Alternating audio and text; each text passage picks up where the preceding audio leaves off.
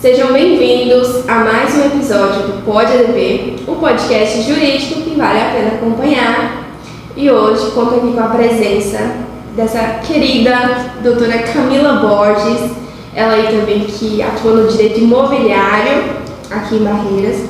E a gente vai bater um papo legal aí sobre contratos, não é isso, doutora? Exatamente. Gostaria de agradecer a sua presença aqui no Pod.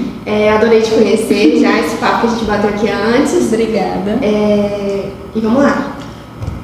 Primeiramente, muito obrigada, pelo convite. Maravilhoso esse espaço de poder falar um pouquinho sobre direito imobiliário, né? Eu acho que os profissionais de direito imobiliário sempre gostam de tecer um pouquinho a mais, porque é algo que está tão presente na nossa vida, é tão comum, né? A gente toda hora está vendendo ou está comprando ou aspira, né, comprar um imóvel ou locar. Então, de alguma forma, você tem conexão com o direito imobiliário. E aí você não sabe. É por isso que a gente está aqui hoje para informar mais um pouquinho. Eu agradeço o espaço. Adorei me conhecer, né? E é isso. Eu, primeiramente, me apresentar, né? Porque é necessário, nem todo mundo me conhece. Sim. Me chamo Camila Borges, sou especialista em direito imobiliário, já são 5 anos aí de advocacia. Sou especialista também em direito tributário, né? Hoje eu sou sócia de um escritório aqui em Barreiras, advogo Barreiras e região, né? Fora aí os outros estados também que a gente acaba pegando demanda. Mas o meu foco principal é direito imobiliário, é a coisa que eu realmente brilho os olhos, né? Aquela coisa que você é apaixonada, você gosta de falar. E é isso. Então vamos falar hoje um pouquinho sobre o quê? A análise jurídica e o contrato de compra e venda. Quais são os tipos de contrato imobiliários, né? E como é que a gente faz para ter algumas informações, aí precauções com o contrato. Então, calma aí. Muito. Começar o assunto já logo. Vamos falar sobre o seu início de advocacia. Bom, tá? sem problema. 5 anos. São 5 anos já são 5 anos. E aí você saiu da faculdade, já começou a advogar, já foi no imobiliário? Não.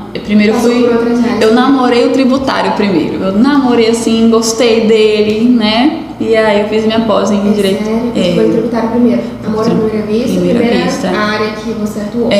Foi. Aí assim, como eu entrei, eu fui convidada a, inicialmente, vamos lá, por passo a passo, baby steps, pessoal, vamos lá, passo a passo. Quando eu saí da faculdade, eu ingressei na graduação de História, né, na UFOB, aqui na região, e eu não pretendia advogar. A advocacia, ela literalmente caiu no meu colo, né, ela veio quase de paraquedas para mim. Eu fui convidada, eu fui chamada a advogar por um ex-professor e meu orientador na graduação, que perguntou o que eu estava fazendo da minha vida. Eu falei, professor, estou estudando para concurso, né? Que o foco era a defensoria pública, era a diplomacia. Né? Primeiro defensoria, quem sabe, o concurseiro é assim, ele vai, o que rolar primeiro, vai tentando, né? Vai tentando. E aí eu já peguei a minha OAB em 2018, em agosto de 2018. Em outubro de 2018 eu já estava dentro da advocacia. Cheguei lá como associada. Esse meu professor, eu agradeço muito, né, a ele a oportunidade, a Rogério. Desconfio de quem seja. Não. Errei, totalmente. A Rogério. E fiquei... Rogério Almeida, né? Isso, Rogério Almeida. Um beijo, professor. Querido, né? E outubro de 2018 até agora, na advocacia, hoje eu sou sócia desse escritório. O doutor Rogério, ele foi para a área do concurso, a gente trocou. Ele me chamou para a advocacia e ele foi para o concurso. E assim, a advocacia, ela me trouxe muitas bênçãos, muitas oportunidades de conhecimento de pessoa e de autoconhecimento, né? Porque a gente começa no pequenininho, com medo, com receio, com vergonha, né? E acaba se descobrindo dentro da advocacia. Eu pensei que eu ia ficar na advocacia só inicialmente, depois eu ia para concurso, que eu ia dar um jeito, que eu ia continuar. A gente se descobre empreendedor, se descobre uma coisa que a gente não imagina, que na graduação a gente não tem esse acesso, né? E brilha os olhos. Brilha os olhos, é uma coisa que realmente me deixa emotiva. Então você não excluiu o tributário, continua no tributário e também agora no imobiliário. No imobiliário. O imobiliário, ele vem comigo desde o início, lá em 2018. Porque quando o Rogério ele passou a advocacia para mim, e a gente estava em meados ali, iniciando o uso capião extrajudicial. Tinha modificado a legislação, né, a lei de registros públicos, e tinham possibilitado o uso capião extrajudicial, e aí foi que caiu de novo. Caiu no colo de novo o imobiliário. Eu falei, gente, por onde eu começo? Tem um cliente, tinha se iniciado ali a parte de tabelionato, de ata, né? Era um imóvel urbano, um imóvel, né, bem conhecido, inclusive aqui na cidade. Porém, uma área comercial. E eu falei, meu Deus, como é que eu vou regularizar isso aqui? Eu sou apaixonada por tributário. Que o tributarista, estudando ainda ali, vai saber de imobiliário? Aí a gente, como todo advogado iniciante, todo mundo passa por isso, né? Isso, e todo advogado, porque o advogado é um eterno estudante, sentar ali para ler e viver. E nesse passo a passo aí de ler, de estudar, de bater na porta de tabelionato, de bater na porta de registro e conversar com os profissionais, falei, pô, eu sei fazer, eu gosto de fazer, quiçá uma pós-graduação nisso aqui. E aí a gente começou o estudo ali, né? E começou de grãozinho em grãozinho. Falei, não, vou me posicionar como imobiliarista, porque é isso que eu gosto de fazer. Arrasou. Então, fiquei sabendo aí que você tem uma história por trás, uma história de superação. E é claro que eu vou perguntar, eu quero que você nos conte. Ah, menino, mexe com o emocional da nega. Mas quiser chorar, arruma um lencinho ali, um papel. Tá vendo, gente? É complicado, viu? O povo me entrega, o problema é esse. Vamos lá. Pode começar, me conte aí. O que aconteceu, gente? Na realidade, eu acho que é a dificuldade de todo mundo, assim, eu não coloco como uma grande superação. Todo mundo tem superação na vida, cada um tem sua vivência. E isso que nos faz diferente, né? Cada um tem uma dificuldade e entender essa dificuldade nos faz quem somos hoje. Está sempre em evolução, está sempre ali no passo a passo. Eu vim de uma família, a maioria da gente, ninguém nasce em berço de ouro, né? Alguns têm a sorte de ser herdeiro, outros não. Então, eu sempre trabalhei, estudei, corri atrás das minhas coisas, né? Trabalho desde os 13. Hoje, gente, uma moça de 28, viu? Uma jovem senhora de 28. Mas eu sempre trabalhei, né? Sempre corri atrás. E eu acho que é a realidade de muita gente, né? Tanto os acadêmicos quanto os já graduados, os bacharéis, os advogados. A gente vê, quem vem de baixo sabe o quanto é mais saboroso e mais custoso ter na mão. É verdade, a gente celebra cada conquista. Com certeza. Então eu vim de uma família um pouco mais humilde, né? Ih, já vai chorar. Um pouco mais humilde, mas minha mãe, meu pai, minha família, minha rede de apoio sempre ali. Estudava, porque a única coisa que a gente tem como te dar de herança é estudo. A única coisa que ninguém tira de você é o quê? Educação e estudo. E realmente é o diferencial, né? Isso. Então, eles estavam certos. Estavam certos. Agradeço muito, sou grata a toda a minha família por isso, por ter me encaminhado no caminho certo. Que a pessoa ia fazer história, nada contra história. Inclusive, comecei a graduação. Mas hoje eu agradeço muito ao direito pelo tudo que eu tenho, né? Hoje, por idade, eu consegui realizar muita coisa, muitos sonhos que estavam ali na meta, né? A gente vai sendo determinada, trabalhando de forma certa, de forma correta, de forma honesta. E vai conquistando as coisas de grãozinho em grãozinho, não tem problema. Então é isso, eu trabalhava e estudava, né? Passei a graduação toda nessa correria de trabalhar o dia todo e estudar. E eu pegava horário de almoço para estudo. Mas era trabalho, assim, não era estágio? Não, era estágio, era não. Diferente, Era. Eu trabalhava na Embasa, inclusive, passei por vários setores da Embasa, atendimento, administrativo, né? E como eu te falei, é basicamente a realidade de muita gente que eu conheço, né? Por isso que eu falo, não é tão superação assim não, gente. Não é desmerecimento nem modéstia, falsa modéstia. É porque realmente eu acho que não é lá. Eu acho que é a realidade de muita gente que eu conheço. Então, assim, foi isso, foi galgado e foi sofrido, mas valeu a pena todo esforço, né? Pensou em desistir? Pô, desistir não. Você acredita? Nenhuma vez? Nenhuma vez.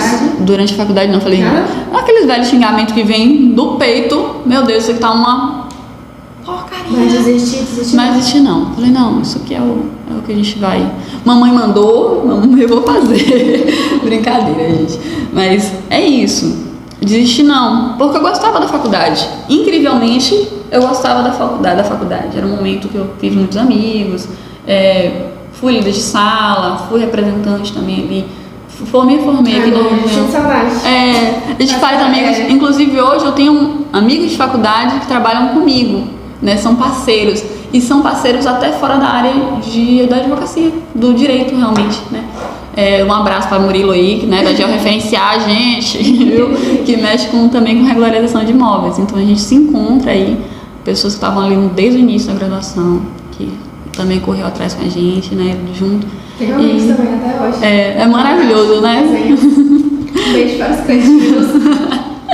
Cantina é o nome do grupo, né? Meu Deus, que chique. Tem nome de grupo, meu Deus. Gente, tem um grupo até hoje. Então vamos lá. Vamos então, doutora, adentrar o assunto agora.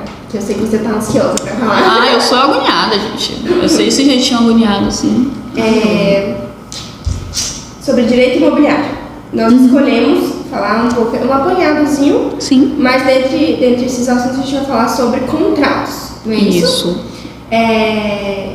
Você me disse, antes de começarmos, que existem vários tipos de contratos dentro do direito imobiliário. Exatamente. 5 ali. Isso. Então eu gostaria que você explicasse pra gente os nomes, as funções. Bora lá fazer um cenário aí de introdução do direito imobiliário. Principalmente o ponto que a gente vai falar hoje especificamente.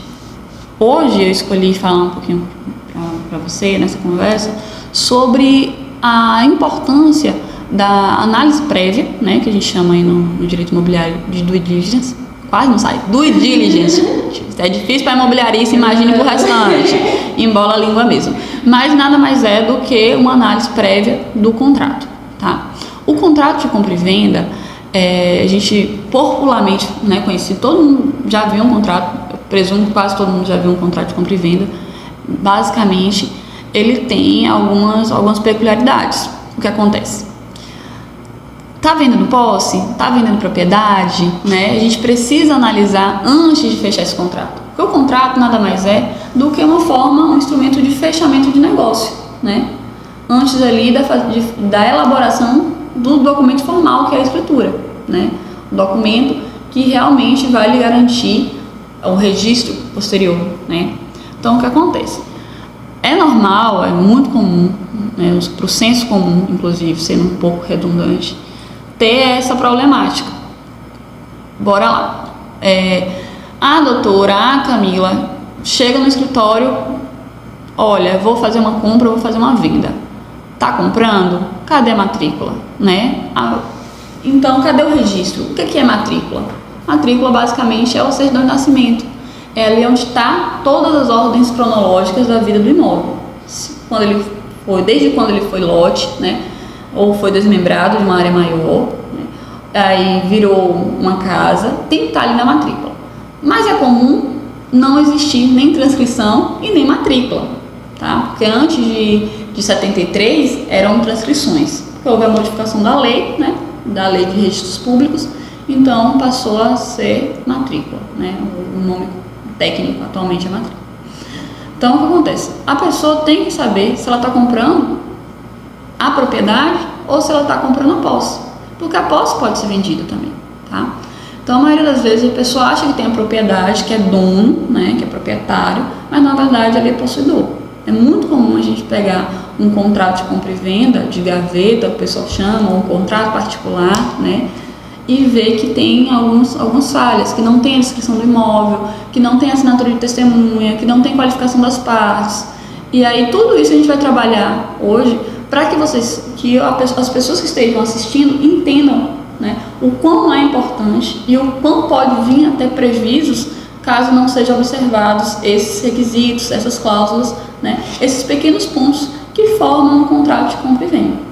Chega só um pouco mais para dar mesmo. Mais um pouquinho. Mais um pouquinho? Então vamos lá. O que acontece?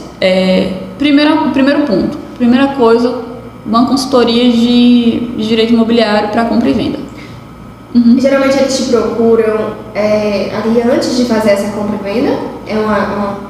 Você atua ali na advocacia preventiva? Sim, a advocacia preventiva e consultiva, ela está sendo um pouco mais procurada. Graças a Deus. Graças a Deus. Deixar pro final, a bola de neve já tá grande ali, já procurar Eu vejo uma modificação do cenário, de modus operandi. Sério, que ótimo, né? Isso. Eu creio que a internet é um dos principais pontos modificadores disso. Hoje a gente tem muita informação, né?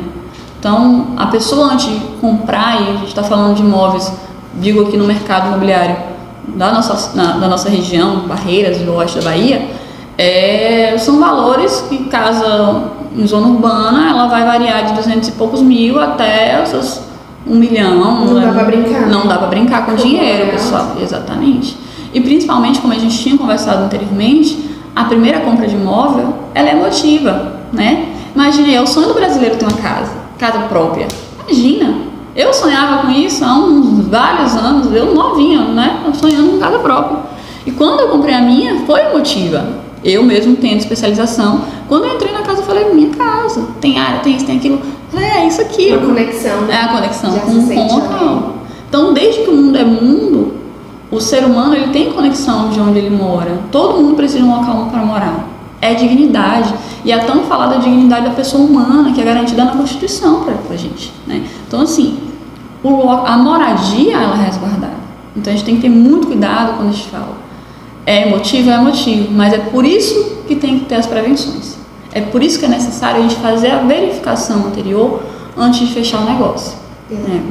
Então, a gente tem que, primeiro ponto, saber se tem matrícula, se é registrado, se está regular. Né? Se tiver regular, que normalmente não é assim, queria advogada e tantos outros profissionais do mercado imobiliário, né, pegar a matrícula redondinha ali, tudo bonitinho e fazer a negociação, mas normalmente não é. Quando tem matrícula, normalmente está irregular, não é porque tem a matrícula que vai estar regular, pessoal, tá? Às vezes a matrícula ainda está como lote, ou tem uma hipoteca, ou tem uma penhora judicial de um título, né? Então, assim, tem que tudo no direito imobiliário, principalmente na questão de compra e venda. Na análise prévia, ela começa com a busca da matrícula, a busca da transcrição, tá? Se os imóveis for antes de 73, nunca foi vendido antes de 73. Então, assim, 1973, não é pra gente ficar. Então, é necessária essa verificação. Ah, doutora, verificamos que não tem matrícula. Não tem como fazer o compra e venda? Não, tem como fazer o compra e venda. Mas não vai ser só o compra e venda. Né? Vai ser um contrato. Um pouco mais burocrático. Fica um pouco mais burocrático. Porque a parte registral, a parte notorial brasileira, ela é burocrática, entendeu? A gente sabe que cansa. Quem trabalha ali dia a dia no cartório, com o pessoal do cartório, com o pessoal do tabelionato, sabe que é burocrático. A gente vai 1, 2, 3, tem nota devolutiva. É um processo, como eu falei anteriormente, é baby step, é passinho de bebê ali, é trabalho de formiguinha. Demora meses. Isso. Então, assim, não tem uma propriedade, é posse. Posso fazer um contrato de cessão possessória. Você está cedendo a posse. Como é que eu vou regular essa posse? Aí nós temos que analisar. Existe uma matrícula maior? Foi desmembramento? Vai ser por reúbe? Vai ser por uso capião? Tá, pera, só um pouquinho. Concessão possessória. Isso. Mas isso também é um ato de compra e venda? É um ato de transmissão. Você está transmitindo a posse. É um compra e venda, está dentro do gênero. Mas enquanto não regulariza, que você fala. Enquanto não regulariza. E então, estamos aguardando cartório e tudo mais para regularizar a matrícula. Isso. Se a pessoa for nessa direção, porque muitas vezes o que acontece? A pessoa compra a posse, acha que está ok e guarda aquele contrato. E fica ad eterno. Isso, ad eterno. Tá? Não tem, assim, em tese, não é dono, é posse. Ele é possuidor. Ele não tem como financiar, né? Ele não tem como dar em garantia. Aí tem a questão também das dívidas do vendedor, não é? Exatamente. Ele tem dívida, se ele for executado e isso. O imóvel pode ir embora. Exatamente. Porque aí é um direito pessoal. Ele não entra no direito. Ele não tem propriedade. Ele não tem propriedade, não é direito real. Tá? Então, é por isso que é importante a regularização. Tá? Levanta a bandeira novamente. Então, tem o contrato de cessão, mas mesmo assim, o ideal é que a pessoa que está vendendo regularize antes de vender. Eu tenho um posse, eu sou o antecessor desse contrato. Tenho um posse, estou aí há 15 anos, 10 anos no contrato. Não tem outro meio de regularização, não há desmembramento de uma área maior, vai ser por uso capião. Faz o uso capião, judicial ou extrajudicial, porque a lei permite, né, desde 2017. Então, fazemos aí o uso capião, regulariza, vende. Ou faça, né, um contrato entre o vendedor e o comprador para a regularização do imóvel, né? Vou aqui descontar tanto do percentual da venda para regularização. Inclusive, ano passado eu fiz um contrato nesses moldes, né? Porque o vendedor ele tinha vontade de regularizar e o comprador também. Então ele deu um abatimento no valor do contrato, para que o valor que ele iria pagar, o comprador iria pagar para o vendedor, fosse destinado à regularização do imóvel. E aí, nesse caso, a regularização foi por uso capião. E teve soma de posse. O que é uma soma de posse? Eu estou comprando o imóvel, eu ainda não tenho tempo dentro desse imóvel, mas o vendedor tem. Então eu consigo juntar o tempo que o vendedor passou, né? Teve contato com o imóvel, né? Estava ali morando no imóvel, ou era dono, ou era possuidor do imóvel, consigo juntar e fazer o uso capião. Então, eu acho que a minha fala tirou um pouquinho do rumo, né? Tudo bem, de volta. Então, a gente já falou aqui um pouco do contrato de compra e venda e do cessão de direitos. Cessão de direitos. Dentro dessa cessão de direitos possessórios, tá, gente? Os direitos de posse, tá? Porque a gente fala muito da parte técnica vamos fazer a tradução, né, do juridiquês. Vamos fazer a tradução do juridiquês. O contrato de cessão de posse, né? Vamos melhorar um pouquinho. Ele pode ter uma vertentezinha, tá? Que é um outro contrato. Esse contrato ele pode ser escriturado, tá? Esse contrato de cessão de posse ele pode virar escritura sem problema nenhum. Lembrando também, gente, do artigo 108, né, do Código Civil, que ele fala o seguinte: a forma do contrato. Tá? Contratos que são superiores a 30 salários mínimos vigentes, ele tem forma específica. Qual é a forma específica do contrato? Escritura, né? Então, assim, a formalização é necessária através de escritura, caso o imóvel seja maior, né, seja um valor maior do que 30 salários mínimos. E a realidade de quase todos os imóveis, eu acho muito difícil você hoje encontrar, claro, uma situação hipotética você consegue, né, tem variantes, mas hoje em dia os imóveis são realmente muito grandes, então um valor alto, né? Então, a forma correta é o que? Escritura. Você pode fazer um contrato anterior, um contrato preliminar, um contrato facultativo para amarrar a negociação, para que esse vendedor não ofereça para a terceira, para a quarta, para a quinta pessoa, né? Você amarra seu negócio e depois você determina aí um prazo para escriturar, tá? Mesmo que não tenha registro, não tenha matrícula esse imóvel. É necessário a presença de um advogado para poder fazer essa escrituração aí? Não é necessário o acompanhamento do advogado, tá? Mas eu sempre bato na tecla. É necessário, não é obrigatório, mas eu acho necessário. Não é obrigatório legalmente, viu, pessoal? Não tem obrigatoriedade legal. Ou seja, não tem nenhum artigo, nenhuma determinação legal para que tenha a presença do advogado na escritura. Mas o ideal? O ideal é que tenha acompanhamento. Mesmo que tenha um corretor. Eu sempre bato assim que o corretor e o advogado imobiliarista, eles andam juntos, né? São profissionais que oferecem serviços afins, né? Serviços que estão ali pareados, são serviços diferentes, mas que têm a mesma intenção, o mesmo objetivo, que é trazer segurança na transição imobiliária. E um não exclui o outro.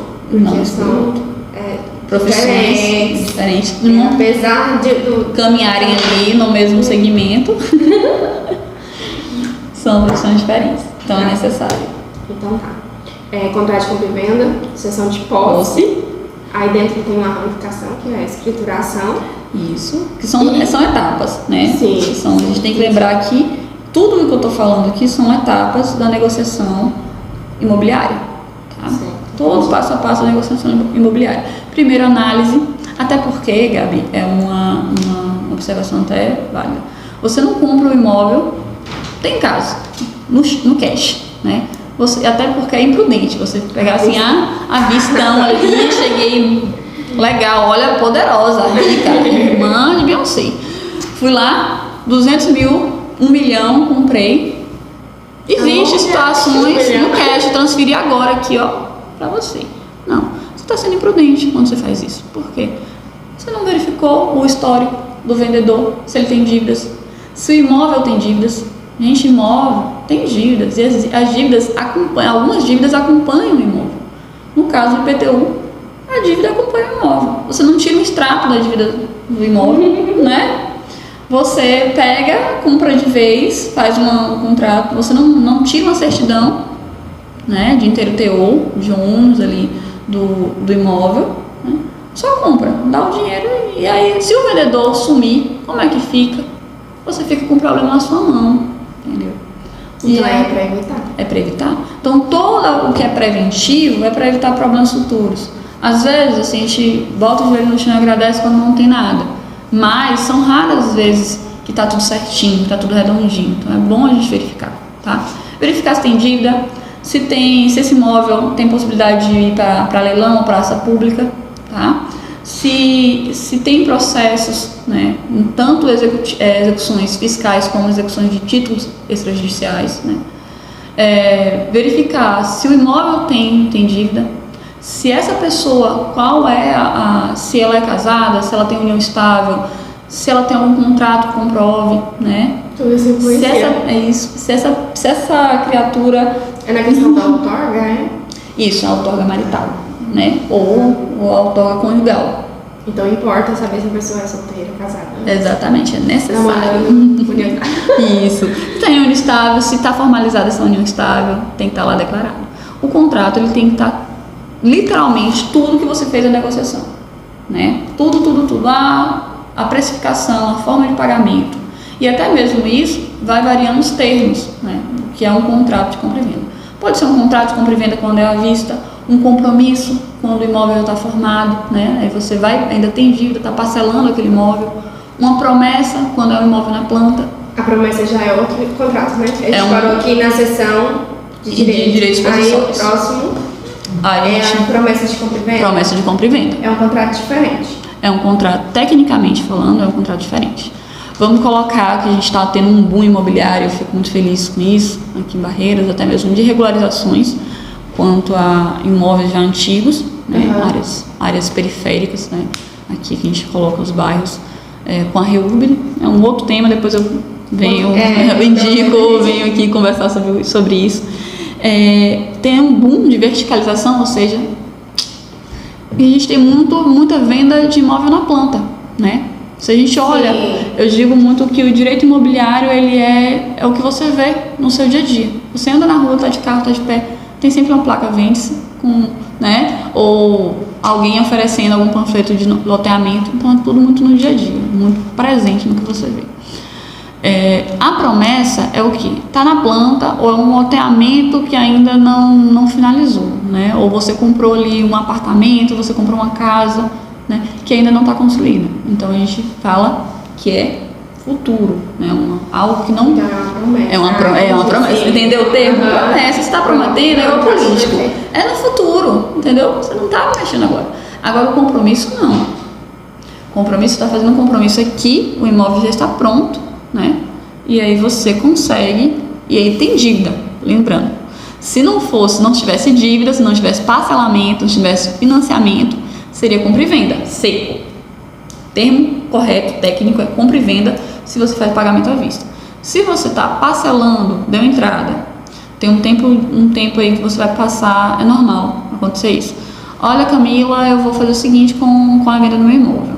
Vou comprar um imóvel, vou dar entrada, um sinal, e no dia da escritura eu dou o restante. É um compromisso. Você está fazendo compromisso até a escrituração desse imóvel. Entendi. Isso é se não for à vista, né? Se não for à vista, contrato de venda. Se não for à vista, for uma compra parcelada, aí já é um outro nome de contrato. Isso. É o compromisso. É a forma técnica, né? A forma técnica que o imobiliarista ele utiliza. Por quê? Como a gente já tinha conversado, a gente tem uma diferenciação um pouquinho, porque o direito imobiliário ele é um braço, né, uma vertente ali do direito civil. a gente usa algumas premissas do direito civil, mas o direito imobiliário ele tem princípios próprios, né? Então, às vezes, o civilista, o contratualista civil, ele acha que é tudo a mesma coisa, mas o técnico, né, o especialista, ele não pode errar nesse tipo de coisa, né? Pode ser que faça um contrato mais geral, né? Isso. E contrato não é receita de bolo, só cada caso é um caso. Tem que ter, assim, premissa básica, você tem que ter qualificação, precificação, né? O objeto tem que ser lícito, assinatura das testemunhas, assinatura do vendedor e comprador, para ter validade nesse contrato, para amarrar, né? Mas não tem outras peculiaridades, para trazer mais segurança para o cliente. Então, assim... eu gosto muito de falar, para quem eu conheço, sobre a importância de você escolher uma área, direcionar sua advocacia para uma área. Sim. Ontem eu até ouvi um amigo meu falando que tá diminuindo essa procura por especialistas, que estão voltando a procurar os clínicas gerais. Eu não sei se é verdade o que ele me falou, tá? Mas isso vai um pouco contra essa premissa de se especializar, isso, né? Mas enfim, eu ainda continuo achando que o ideal é procurar um especialista da área que você está mexendo, está fazendo. Eu levanto muito essa bandeira, Gabriela. Também, né? Gabriela, eu levanto. Vamos pegar na mão. Eu levanto muito, sabe por quê? Porque tem coisa que eu falo sempre assim, é o pulo do gato. É o pulo do gato. O clínico geral, ele não vai identificar. Gente, perdoa a colega de vocês, sem mágoa, viu, gente? Pode ficar. No início, todo mundo é clínico geral. Tá? Eu vou colocar, assimilar aí a medicina, porque é isso, a gente acaba, né, pegando de tudo. Às vezes até quando se especializa também, não significa que não vá atuar não vai atender, mas... Exatamente. Eu atendo demandas cíveis, demandas empresariais, entendeu? Tributárias. E assim, eu ainda não sou especialista em empresarial, mas tudo bem, tô lá, civilista. Não sei, exatamente. Mas assim, você tem que ter um foco, você tem que ter uma direção, você tem que ser realmente boa, você não tem como ser boa em tudo. Você vai ser boa naquilo ali. Você tem que ter conhecimento e os pulos do gato, né, naquela área. Como é que eu vou orientar meu cliente, né, se eu não sei a diferença de um tabelionato e de um registro? Se eu não sei, e eu te digo que eu já peguei situações em que colegas tinham dificuldades em identificar o que é uma matrícula. Até porque não é a área dele, era especialista em outra coisa. E quando você escolhe essa área e você advoga ali especificamente para ela, você vai criando uma consistência, uma autoridade, né? Você vai se... Você tem segurança em falar. Exatamente. Né? Você fala, olha, eu tenho segurança aqui porque eu trabalho com isso, eu sou especialista nisso, eu estudo isso, eu foco. Eu trago muito uma comparação, né, até com a parte acadêmica. Assim, como é que você vai... Você tem uma tese de mestrado, você não vai falar tudo da área. Não tem nem como. Não tem como. Você vai numa tese de doutorado, você vai alinhando. Já é difícil só você ali delimitando. Exatamente. São linhas de pesquisa, são linhas de estudo. Então não tem... como eu te falei, eu levanto muito a bandeira da especialização. Para que não ocorra erros, prejudicam o cliente e prejuízos tanto com o tempo como com o dinheiro. Porque são situações, a gente tem que entender o seguinte: nem todo mundo tem dinheiro, tem condições financeiras para estar batendo 2, 3, 4, 5 vezes com pendência de cartório. Toda vez que você perde um prazo, toda vez que você não traz a documentação correta, você perde tempo. Exatamente. Você tem que pensar antes de agir, né? De forma estratégica. Como é que eu vou fazer isso não desmerecendo, né, a pessoa que não tem especialização? Às vezes tem expertise, que é diferente. Eu não tenho especialidade também. A gente tem que diferenciar. Eu não tenho especialidade, eu não tenho uma pós-graduação ali, mas eu tenho tempo de estudo, entendeu? Eu gosto dessa área, eu domino muito dessa área, então você tem um nicho. Até a pessoa que é clínico geral, né, o advogado profissional, ele vai ter uma areazinha ali que ele gosta, que ele domina mais. Então, voltando então para os contratos. A gente vai e volta, viu, pessoal? Acho que a gente falou 4. Isso. A gente falou contrato, compra e venda, a gente falou cessão, né, de direitos possessórios. Nós falamos de compromisso, promessa e promessa, né? Falta, sabe o que, pessoal? O problemático. Falta problemático. Não é uma... Como eu falei, a seção de direito possessórios, ela tem um pezinho, Sim. que é a seção de direitos hereditários. O que é isso, doutora? Que bicho é esse? Vamos lá. Mas está dentro do outro ou é um quinto? É quinto. É quinto. Dentro do contrato de compra e venda tem esse quinto aí, esse bonito. Tá, então vamos lá. Como é o nome? Contrato de cessão de direitos hereditários. Pronto, fala aí sobre esse bendito. Pessoal, eu vejo muito, eu acho engraçado, gente, é maravilhoso, viu, gente? Sou advogada, advogado tem um pezinho na comédia, só pode. A gente chega, o cliente, não, doutora, eu tenho matrícula. Aí me chega com escritura. E não só escritura de cessão de direitos hereditários. Vixe. O que é isso?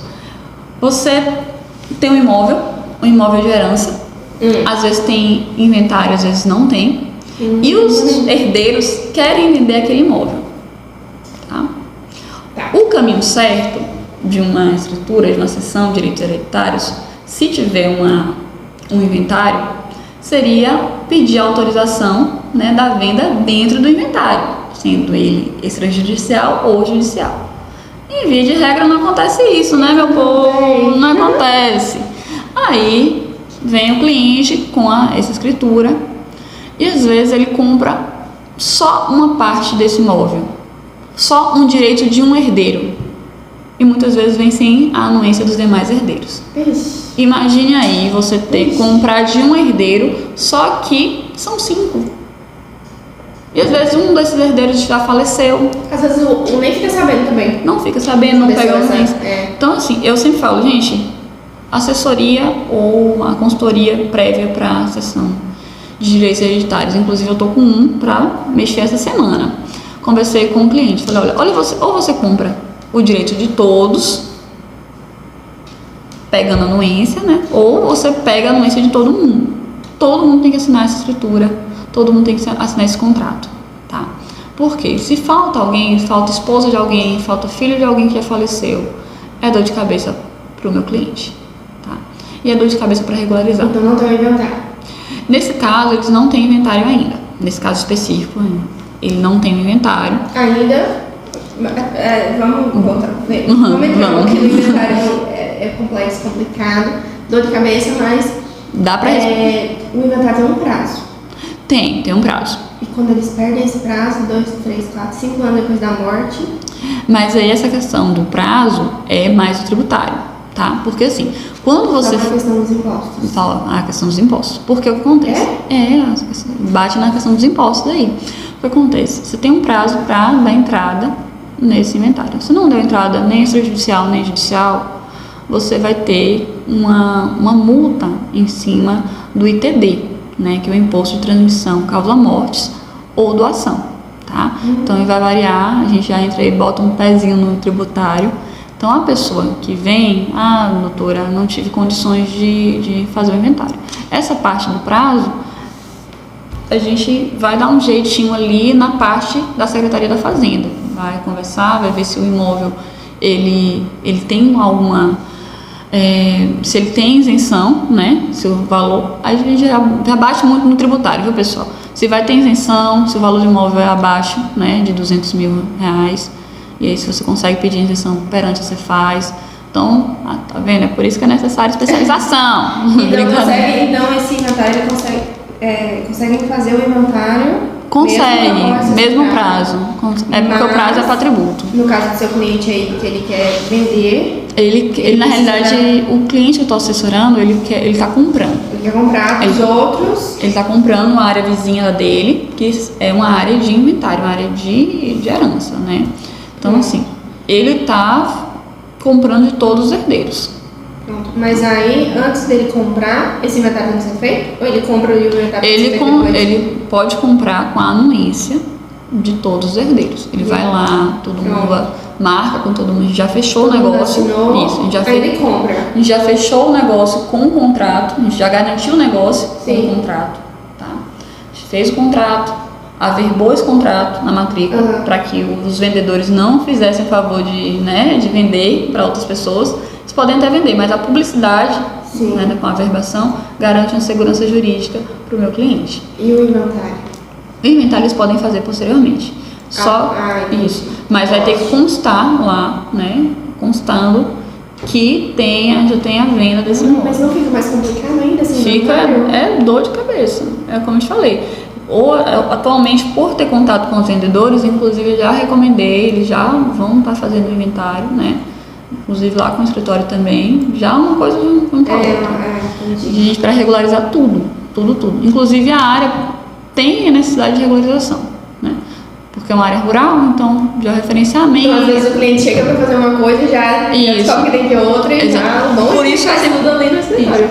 Por isso que todo mundo, assim, eu costumo falar que a área do direito imobiliário, elas agrega, porque o cliente vai com a pretensão ali de um serviço e ele sai com 2, 3. E tem que precificar, infelizmente ou felizmente para a gente, né, tem que precificar, porque está oferecendo serviço, né? Então, o cliente ele sai com conhecimento do que precisa ser feito e assim, doutora, assim, normal, é senso comum, é o escapião. Nem sempre é o escapião. Nem sempre. Mas ele ouviu falar, alguém comentou e ele acha que isso. Os capião pra galera do direito sempre fala assim que é a última Hatman, igual o direito penal. Maravilhoso. É a última coisa que você vai. Tentou, tá irregular, não tem matrícula, não ou tem matrícula e não. Saída. Ou tem matrícula ou não respeitou ali o princípio do registro, né, da transmissão do imóvel. Então aí você vai conseguir fazer os capião. Veja as espécies, né, porque os capião tem várias espécies a quais vão encaixar. E aí você consegue regularizar. Mas, como eu te falei, não é um procedimento de 2, 3 meses. Não, é um passo a passo, você vai bater ali no cartório uma vez, no tabelionato também, né, dependendo das situações, se você fecha, se não tem escritura ainda, você vai ter que escriturar esse contrato. Escriturou, tem escritura, aí começa a regularização. Nos casos que tem matrícula, né, que é a venda de posse, para depois fazer o registro, e nos casos de posse, para regularizar, né, para abertura de matrícula, ou para desmembramento, ou para os capião, ou para reúne, enfim, os métodos que você vai utilizar para regularizar esse imóvel, né. Então, assim, é um mundo. É por isso que é necessário, novamente, que seja visto ter essa precaução, a prevenção inicial, né? Verificar, pedir as certidões, tá? Hoje, gente, não tem desculpa para não pedir certidões. O sistema, você não precisa ir diretamente ao cartório, tá muito mais fácil. Em casa dá para fazer? Dá para fazer, você consegue pedir certidão pelo site dos registradores do Brasil, né, o SAEC. Você consegue ver se o registro está disponível, se aquele imóvel tem disponibilidade ou não, né? Você tem como consultar gratuitamente, inclusive, o site da Receita Federal, do Tribunal do Estado, né, que está localizado o imóvel. Você tem como verificar ali a questão de dívidas trabalhistas, tudo isso. Então, não vai falar, não vi, não fui no cartório, voltei. Exatamente. Dor de cabeça, não, dá para ver lá do seu computador. Mas é necessário ter o conhecimento prévio, é necessário que você divulgue isso, né? E às vezes o profissional ele tem mais um macete, ele vai até mesmo te ajudar com a questão dos impostos, isenções, né? Tudo isso. Doutora, então a gente finaliza por aqui. Conseguimos aí falar sobre essas 5 espécies aí de contratos, né? Dentro do direito imobiliário. Gostaria de te agradecer a sua presença mais uma vez, tá? Foi um papo muito legal. E só fazer aqui mandar um abraço aqui para os meus parceiros, né? Tá, okay. O Ian, que a gente fechou uma parceria para esse mês, né? Do Outubro Rosa. Mês de conscientização e combate ao câncer de mama, né? Muito importante. Sim. A gente conseguiu uma parceria com eles e eles disponibilizaram um cupom para as advogadas. Maravilha! Tá? De Barreiras. Um super desconto. Eu vi os valores, tá? É super desconto mesmo. E para advogadas que agendassem, né? Tem um períodozinho lá no Instagram, tem um post no Instagram do podcast. Que agendassem consultas e exames lá, entendeu? Aí tem um cupom lá, acho que pode 10, Está disponível para as advogadas aqui de Barreiras que quiserem consultar. Maravilhoso. Um abraço também aqui para minha ex-coach, o Thiago, meu querido, o Stefanos. Gente, gravei um quadro. Eu tô adorando gravar esse maravilhoso. Café com Pod. Eu amo ele, Maravilhoso. gente. Um dos melhores cafés aqui de Barreiras, né? O Stefanos. Um abraço aí para Esther, o Legário. Deixa eu ver se faltou alguém, mas temos aqui na televisão passando a todo momento, né? O Ian, a Stout, o Stefanos, a Camob, que é o principal, um dos principais. A Camob é aqui o espaço onde a gente grava os episódios, tá? Do podcast. O Dr. Reinaldo Petendil, ele cede aqui através do programa Camob Compartilha, tá? Que legal. Existem diversas salas aqui. Geralmente para quem não tem ideal para quem não tem escritório. É o coworking, né? É a espécie de coworking. Coworking, exatamente. Isso. Aí o advogado, ele sai da faculdade, não está com condições ainda de abrir escritório, ele pode atender o cliente aqui. Maravilhoso. Tem sala para uma pessoa só, tem sala de reunião, sala de mediação, gente. Conheçam a Camob, tem sempre o Instagram deles ali. O @advogada, né? Até mesmo quem tem escritório, né? Também. Porque às vezes as partes não querem se encontrar, não querem um lugar neutro. É uma boa opção. Sim, com certeza. Então, um abraço para todo mundo aí. Adoro vocês sendo parceiros aqui do Pod. E que dure por muito tempo essas parcerias. Com certeza. Viu, doutora? Foi um prazer te receber. O look tá maravilhoso também. Sou nós, gente. Sou nós, exatamente. Sou nós, obrigada. A doutora lembrou, né? A doutora aqui. Com certeza irá lá na Sou Nós, porque tem ali um voucher, tá? Maravilhoso. De presente, um kit. Meus parceiros cederam aí um kitzinho de presente para os entrevistados deste mês. Então, a doutora vai lá conhecer o espaço. Eles mudaram agora, então um espaço maior, ficou bem melhor. Mas as roupas maravilhosas, gente, dá pra garimpar. Eu sou suspeita, porque escolhi vários looks lá com a ajuda da Gabi. Um beijo, Gabi. E é isso. Muito obrigada. Eu que agradeço, viu, gente? Eu espero que todo mundo tenha entendido. Novamente a bandeira levantada aí para consultoria, para prevenção, para due diligence, para análise jurídica, que é a mesma coisa antes da compra. O primeiro imóvel, o imóvel para investimento, né, o imóvel comercial, a gente sempre fala que é importante. Todas as áreas, imóvel rural, a gente vê que é necessário, né, para prevenir problemas, para dar segurança tanto ao vendedor quanto ao comprador. Então, a gente precisa ter essas precauções, essas etapas, para que saia um negócio jurídico com transmissão perfeita, né, e que possa trazer benefícios tanto para o vendedor quanto para o comprador. Para mais episódios, inscreva-se no nosso canal e ative as notificações.